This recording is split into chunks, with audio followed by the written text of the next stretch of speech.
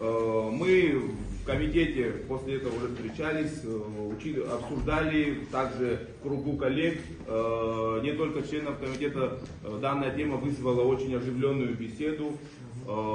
Пытались прийти к какому-то общему мнению.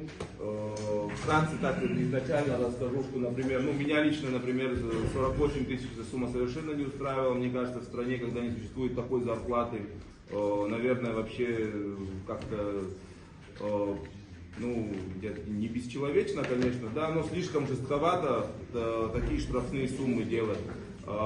Моя, идея была внести поправку, чтобы мы спустили до 24 тысяч, то есть у нас получилось с 12 до 24 тысяч увеличение на 100%. Но я в беседе с коллегами, со всеми понял, я поправку ради поправки не готовлю, хотел, чтобы она была принята как-то, и мы сошлись на том, что